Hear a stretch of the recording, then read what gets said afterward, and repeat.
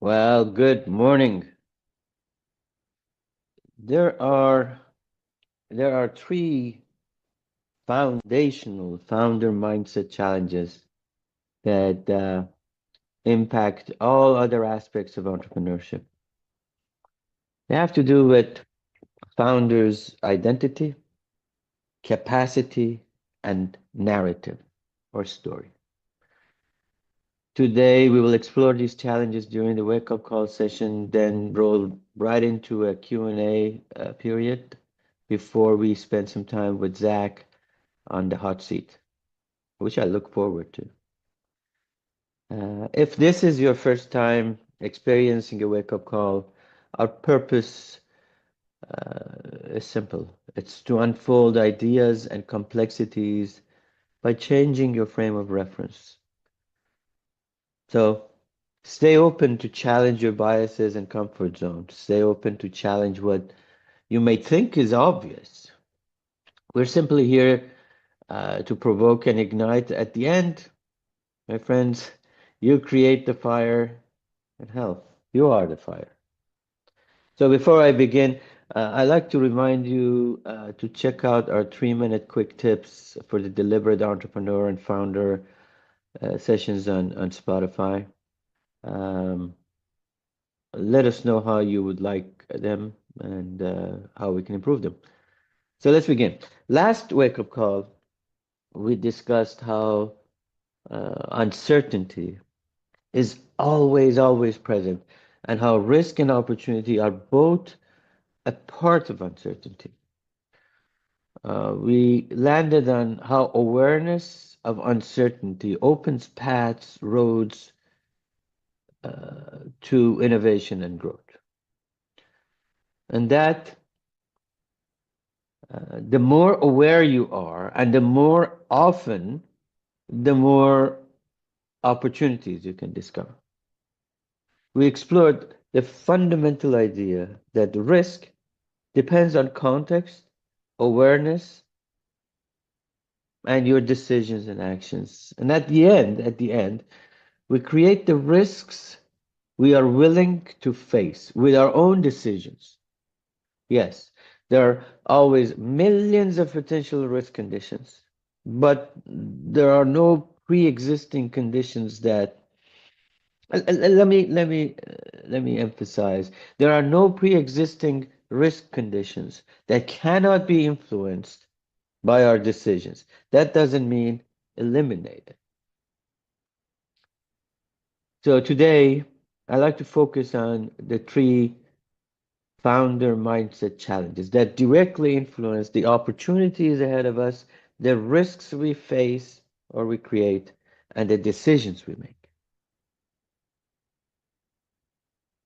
When you when you strip away the tactical noise, things like AI, product fit, automation, unit economics, regulations, and capital, three mindsets states challenge the founders.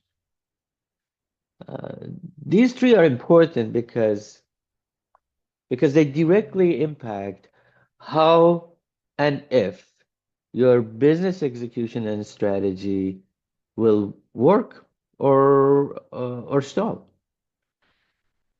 The first of foundational challenge, the core mental tension there, has to do with who am I becoming as I build this company?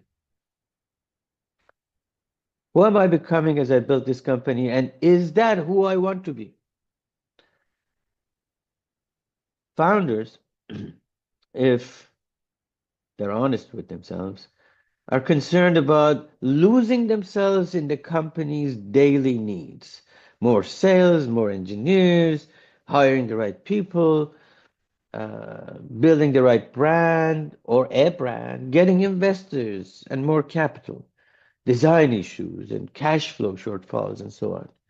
They're concerned about drowning in the demands of the venture they've created. Many founders are concerned about confusing their founder role, I'm the CEO, with their real an authentic identity, concerned about the cost and the pressure of being the center of gravity. When it comes to identity, founders are slightly afraid of a shift, an unwanted change in their identity, a kind of a identity drift. Drift in identity that leads to poor decisions, that leads to uh, being blind to opportunities and taking unnecessary risks, leads to poor hiring, to compromised product offerings, to emotional and business volatility. So when and how does this drift begin? Let's face it. We all have coexisting identities at work, at home, facing our kids, parents, or even pets. But there's always a core self, the core that wraps around our values, temperament, and true aspirations. Layers that rarely change. We also have an adaptive, what I call situational self, the version of us that we feel is required to show up for the current stage, this moment, for the now. I'm in the fundraising mode, hiring mode, crisis mode. This layer is constantly changing. And then we have a projected self, the self that you may create and present to investors, team, and markets. This layer is made up, is curated, selected, organized, and kind of assembled based on what we think others are looking for. You see, identity drift happens when the adaptive, the situation one, or the projected, the curated, the made up one layers swallow the core self. The second fundamental mindset challenge is capacity. Can I expand my mental and execution capacity faster, faster than the complexities around me or approaching me? Can I avoid being overwhelmed, avoid burnouts while scaling the business? Can I stay calm under exponential uncertainty and make decisions without full information? The founder's challenge here is how to expand capacity and avoid collapse and drain. Let me explain. Founders' capacity often collapse, not from work volume,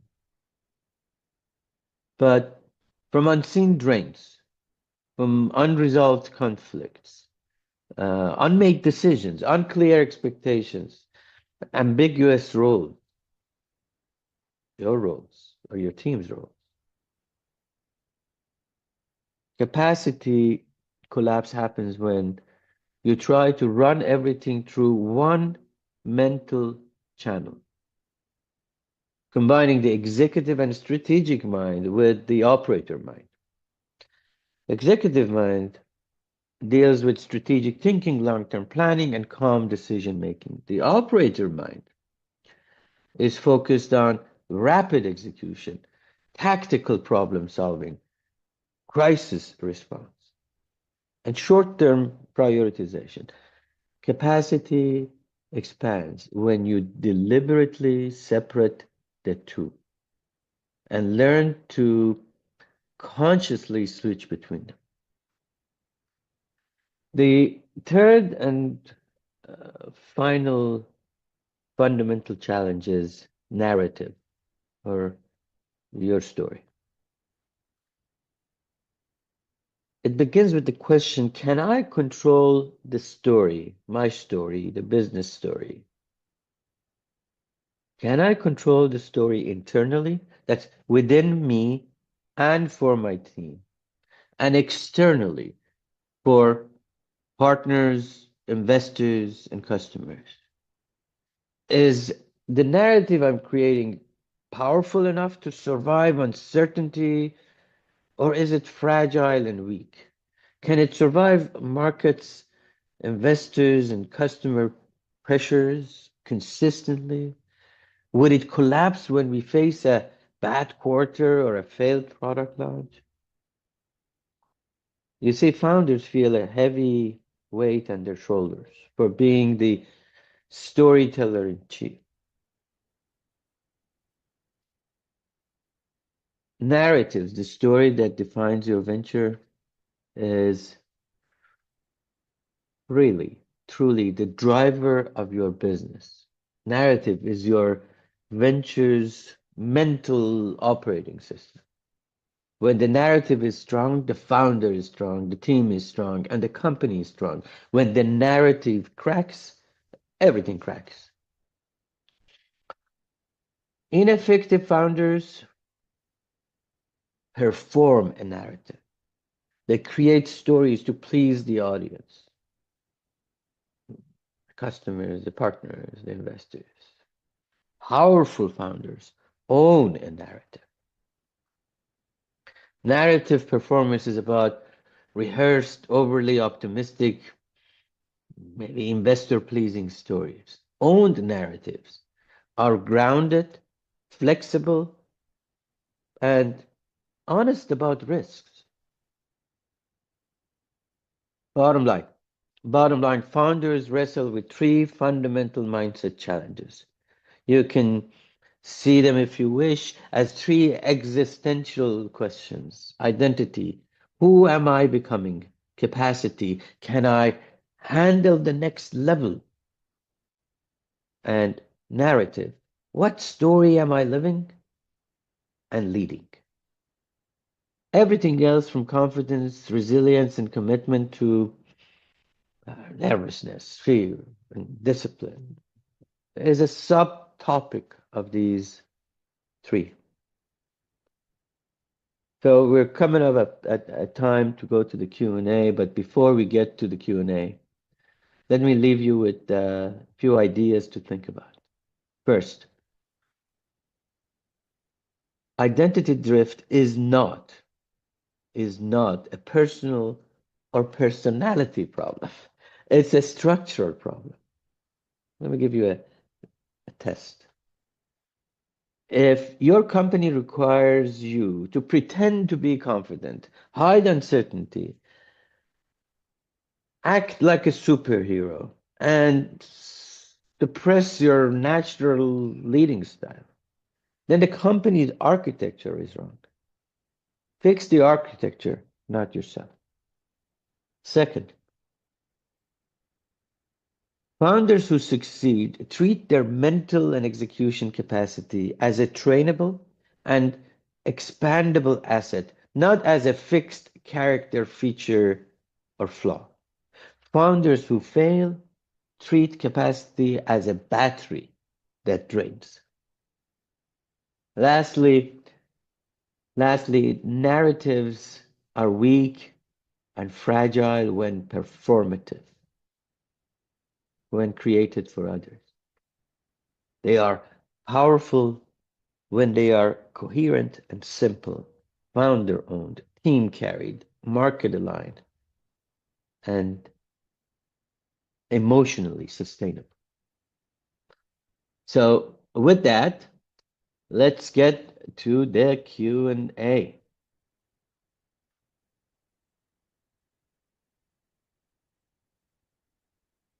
Okay, Q&A. First question. What do you do to constantly improve your entrepreneurial mindset at a time when there are so many information sources around you? That's a very good question. So there's this idea of information overload. I think we have in one of the, I think it's in one of the conversational collections that I drilled down on this idea of punctuating your mind. You know, there's this Chinese feng shui idea that the energy flows through where you live and how you live, and and if you place things and you know your furniture and all of that in a certain way, then the energy flows in a different way and uh, much effectively. The same thing happens in our mind. We have a mental overload when we get too much information and we're trying to solve all of those. And every time we have a new information, guess what happens? The engine, the CPU, begins to bring that in and to process it. So this is one of the elements that I was talking about, capacity. Capacity has to do with things that we add to our things to do, and they don't get resolved.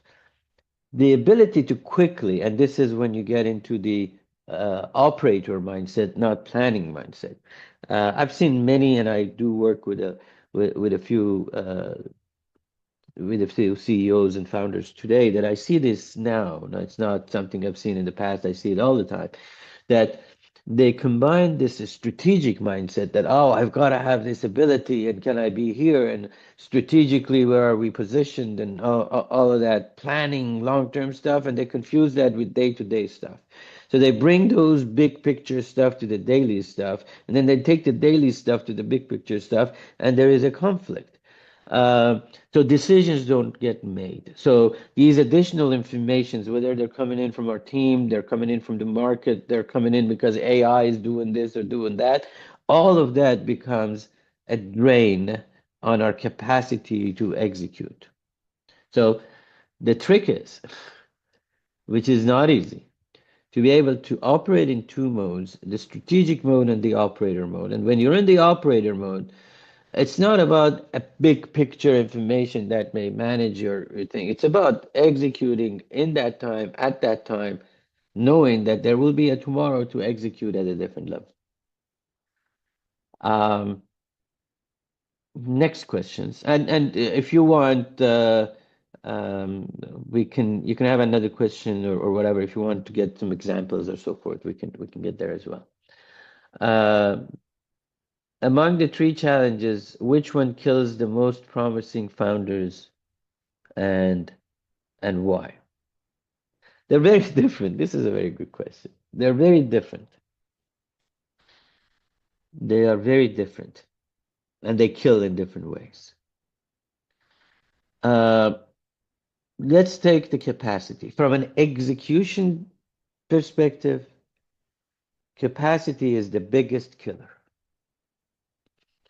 Um, we overwhelm ourselves. There are so many things. We're in the middle of things. There are 14 different decisions to be made, and they're not made. And we're thinking, oh, what if this happens? I'll do this.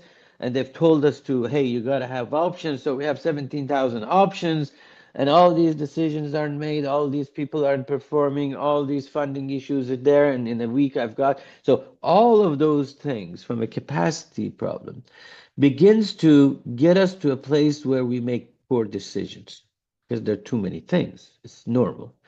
I say it's like a computer that overheats in a way. So we say, oh, I need personal time. So we disconnect. And guess what? While we're disconnected, the world is changing, is moving, things are happening. Um, I've seen this a lot. Oh, I get too many emails, so I don't want to answer emails. Well, guess what? As a founder, if you're setting a direction and things have to be moved, if you're not if you're not looking at your Slack or emails and you're not engaged, guess what? You're not engaged, and things could go haywire, and it takes a long time to get things back, and then you're upset, and there are another six decisions that you've added on the top. So the answer is from a capacity perspective is this ability to be able to avoid draining it by making the decisions when they need to be made and not confusing again the different levels of operation. But so that's capacity impacts execution significantly. Then you have identity. Identity creates a confusion, particularly when it becomes performative. Uh, a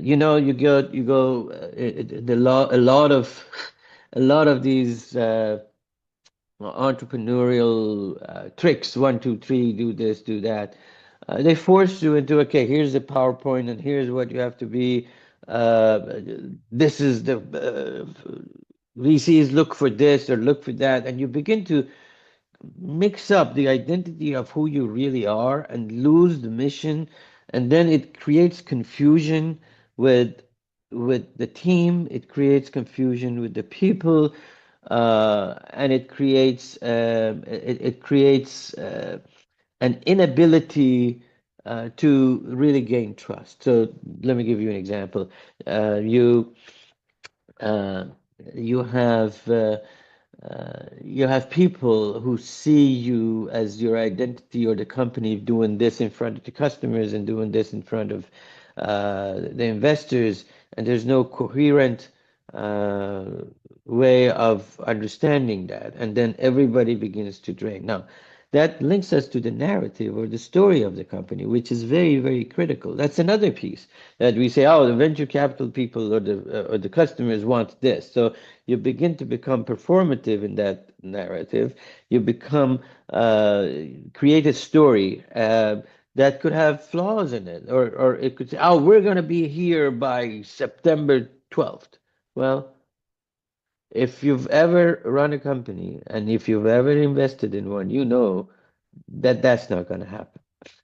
The likelihood is 99.9%. But because people say, oh, you have to project confidence and a this and a that, people do that. So what that does is the minute that you fail in delivering that, you begin to challenge your identity, and then you're going to lose trust in front of the investor. So the three are kind of commingled in a way. Identity and narrative has a lot to do with strategy and effectiveness of the organization, and trust and capacity has to do with the ability to execute. Okay, let's move on. We've got a few minutes. We've got some questions. Sid, as an investor yourself, do you invest on a founder's strong mindset even if you think their initial business idea is weak? The answer is 100% yes. Um, if I so let's divide it up into two things. A is if the mindset of the founder is strong, uh, is is real, is flexible enough, but committed enough. It's the identity is, and you don't feel that this is a fake persona that's being doing this. It's not a story that they bring to the table that is made up. The entrepreneur has the ability, and you can see it from people, of prioritizing, of taking things from point A to point B, and along the way being resilient, not resistant. Now, ideas are important. Some ideas are not investable as a venture capital. Some are. So the basic idea uh, is important. But if you see the idea can be expanded, and the entrepreneur has the ability to evolve that idea into something that's better, then there is an opportunity to get engaged. Again, a lot of entrepreneurs fall in love with their idea, fall in love with their product, fall in love with what they're doing for clear reasons. They've thought about it days and nights and days and nights. If they're scientists, they've worked on it for day in and day out for many years in some cases. So it's their baby. And it's not, the idea is not to say your baby is ugly. But sometimes entrepreneurs look at it from their perspective, and oh, this is a great thing, so the market must need it. If the market doesn't need it, they're idiots.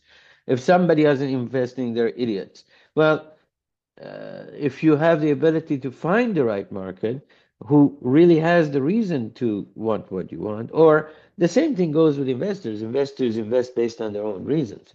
Um, then that would make sense.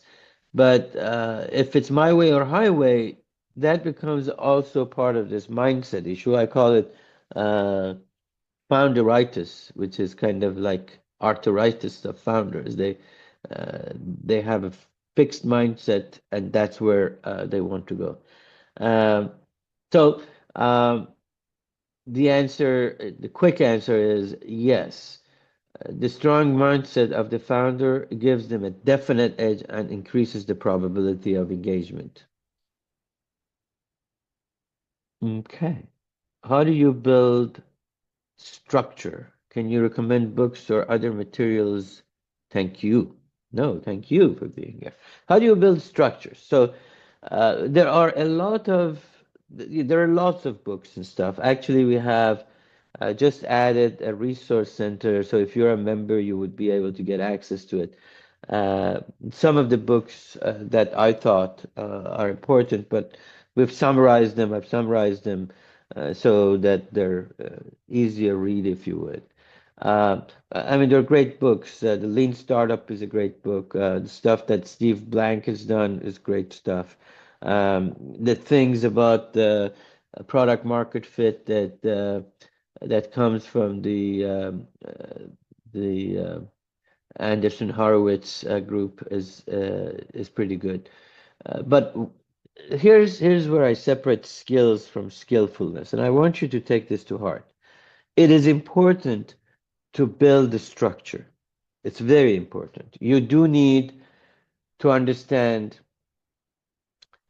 accounting, whether you like it or not. We're not saying become an accountant, but you need to understand the relationships between um,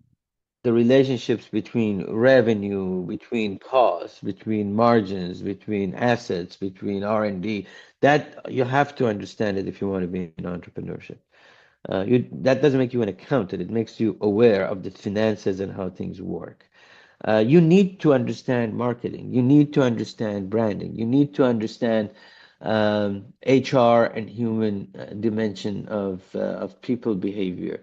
You need to understand um, uh, you need to understand design, obviously, if that's what you are. You need to understand sales, how people buy and why people buy. So there are structural elements, things that you have to do, and there are again. I mentioned a couple of things; those are foundational elements. But there's lots of books. Now, the key is you have to make the structure fit you because you are unique. Whether you like it or not, your business is unique. You are unique. Your employees are unique. This particular time, environment, economy, all of that is unique. Your customers are not the same customers as somebody else that wrote that book did 10 years ago. These are different customers. They're unique. So fitting that within the identity of what and who you are will increase the chance of that structure or architecture work. So it's important to have the skills, but the skillfulness of pulling it together all together, in my opinion, is really what drives success and prosperity and continuous evolution and learning. So I think we might have time to answer one question, one more question, and I have to be rather quick. So, presenting a narrative to a team requires fully understanding of the story. What do we do with uncertainty in the narratives when team wants complete story? Ha, very good question. So here's where it comes that if you have to your team, provide a complete story, provide a complete story, then the relationship with the team is problematic. Now, this is what I mean. What I mean is If the team understands that uncertainty is part of life, you're not IBM, you're not Procter and Gamble. This is not the government that you work in this division, and that's exactly how things work. I know people like consistency, people like a structure, but people are also people, just like you and I. And if communicating the story and saying, here's what we're going to do, these are the three challenges we're going to face. There is uncertainty, but we're prepared to challenge those. And guess what? You, as the employee who are here, you're a part of this story, and together we will solve it. Now, that doesn't hide the risk. That doesn't hide the risk, but it keeps the story and the narrative real while directionally the same and consistent. I hope that makes sense. All right. Let's take a minute or so break and then come back and spend some time with Zach. Every other Friday, our members show up for the wake-up call. It's where fresh ideas spark, perspectives shift, and you walk away with something new to think about. And then we roll right into the hot seat, where real challenges get unpacked and real breakthroughs happen. But here's the secret: the wake-up call, that's just the tip of the iceberg. Once you step inside Anabasis Academy, you'll unlock your full dashboard, which is your gateway to everything the Academy offers, all in one place. It starts with the archives of every wake-up call and hot seat we've ever done. So if you miss a live session, or you want to relive that one insight that stuck with you, it's all right there, ready when you are. You'll also find our conversational collections, curated deep dives on powerful themes, weaving together different perspectives so you can explore them at your own pace. Then there's the Expert Circle, in-depth discussions with accomplished leaders and innovators, sharing the kind of hard-earned wisdom you won't find in a book or quick video. And of course, the Public Square, the heart of our community where ideas keep evolving even after the calls end, and where conversations often spark entirely new insights. You can even take all of this value with you on the go through downloading our mobile app. So the Academy is always at your fingertips. So if you've enjoyed what happens here live,